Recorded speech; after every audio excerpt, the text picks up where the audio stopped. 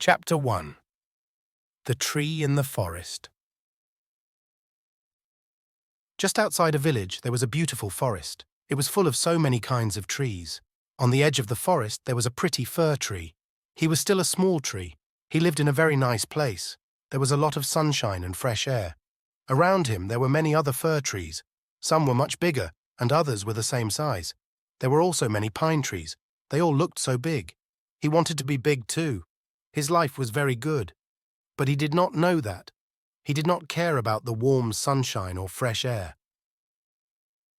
Many children came to pick strawberries in the woods. Sometimes they sat under the little fir tree. They often said, "Let's sit under that little fir tree. It is so pretty." But the fir tree did not like this. He did not like being little. Every year the fir tree grew bigger, but he was still not happy. He looked at other trees around him. He thought, "I want to be big like those trees. I want to have big branches with many leaves. I want to stand tall and see many things in the sky. I want birds to build nests in my branches. I want to bend elegantly in the wind." He was never happy. 2 more years went by and he grew and grew. He was now much bigger. "I am getting bigger," he thought. "Grow. I must grow taller." Every autumn the woodcutters came to cut down the largest trees. The fir tree heard the sounds, chop, chop, chop. Then there was a crash. The trees tumbled down. The fir tree became very frightened. The fir tree thought, "Why did the men cut down the trees? Where did they go? What will happen to them?" He saw some swallows and asked them. "Yes, I think I saw them," they answered. "I flew to Egypt and I saw many ships. On the ships there were gigantic masts. They had huge white sails and danced in the wind. They were very elegant. You should be proud." This made the fir tree happy. He thought, "I want to sail across the sea. I want to be a gigantic mast with dancing sails. I would be so happy." The air and the sunshine heard the tree and said, "Don't wish for another life. Be happy now. You have warm sunlight. You have a healthy trunk." But the tree did not understand them.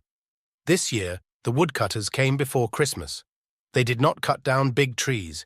They cut down young trees. The fir tree was very confused. Why are they cutting down such young trees? There were some sparrows sitting in his branches.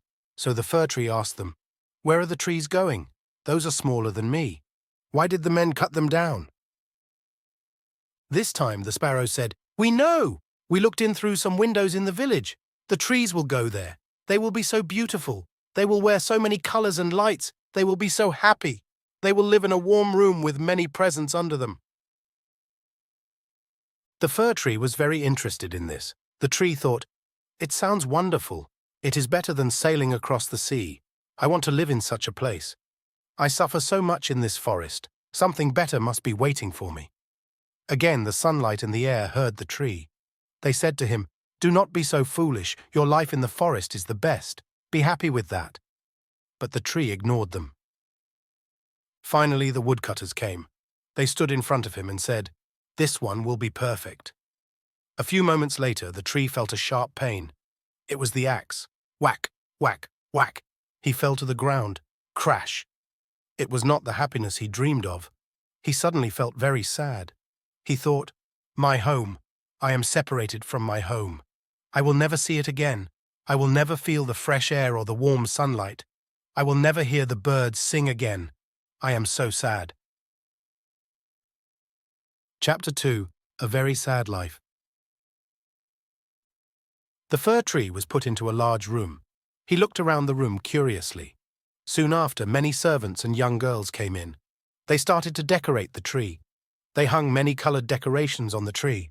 On the top they put a large golden star. The tree looked at his branches. He was dressed in many colors. He looked very beautiful. "Now my life will be wonderful," thought the tree. "I will live my life in this warm room. The sunlight and the air were all wrong. Maybe the sparrows will come to see me. Maybe they will tell other trees about my grand life." He was so happy now. He felt very good about his future. A few moments later the door to the room opened. Many children came in. They ran to the tree and stopped. Just after them the adults walked in. Together they all admired the beautiful tree. The tree felt so happy. It was very noisy in that room that night. The children screamed joyfully and danced around the tree.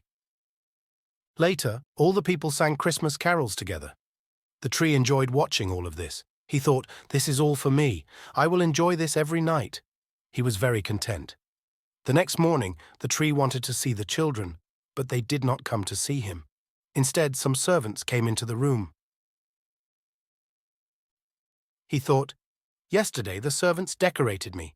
Today they will decorate me again." But this did not happen. The servants pulled the tree down. They took him out of the room. Then they took him up many stairs and put him into a dark room. He was forgotten. Many more lonely nights passed. One night there was a sound, "Squeak! Squeak!" They were little mice. The curious mice wanted to know about the tree. The tree told stories about the forest. They were amazed. They said, "Your life is interesting. You were very happy in the forest." The tree replied, "Yes, I was happy there, but my life is not interesting anymore." At night they went to hear his story. He told them many stories about Christmas Eve. This continued for a few more nights. Finally, the tree had no more stories and had to tell the same stories over. The mice thought, maybe the stories are not very interesting after all. So the mice did not go to the tree at night. It became very lonely in that dark room. "Why don't the mice come to visit me?" he thought. "It was better when the mice came to listen to me. I must enjoy those happy times more. I will be careful next time. When I leave this room, I will really enjoy everything. But when will that be?" One day the door to that dark, lonely room opened. Many people came in. "At last," thought the tree, "they come to give me a new life." One man came and pushed the tree down onto the floor. Ouch! The tree landed very heavily. Then two servants picked up the tree and took it outside. Now the tree was lying in the sunlight. "This is wonderful. My new life is beginning. It is spring now. They will plant me and I will grow." The tree really enjoyed the fresh air. He looked around at the garden. It was so beautiful. There were roses and carnations. He saw many birds flying in the garden. It was a wonderful day for the tree. The tree relaxed in the sunlight and spread out his branches. Just then he discovered something terrible. He couldn't move his branches. He looked at them and was shocked. They were all yellow. His branches were weak. He was a very sad tree now. Some children were running around the garden. They cried, "Look!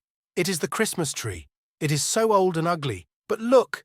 It still has the yellow star on top of it." One of the children took the star from the tree. The children didn't care about the old tree. There was nothing beautiful about the tree anymore. "This is terrible," he thought. "I really am an old, ugly tree. I want to go back to my dark, lonely room. My life in the forest really was the best. I wasted my life. I always wished for something more interesting. I never enjoyed the simple things in my life. Now it is over. There is nothing I can do." Soon the gardener came with an axe. "This really is the end," groaned the tree. He chopped the poor fir tree into many pieces. Then he placed each piece into a fire. The poor tree burned in the flames. As he burned, he could see the children playing. They were playing with his golden star. But it was too late for regrets now.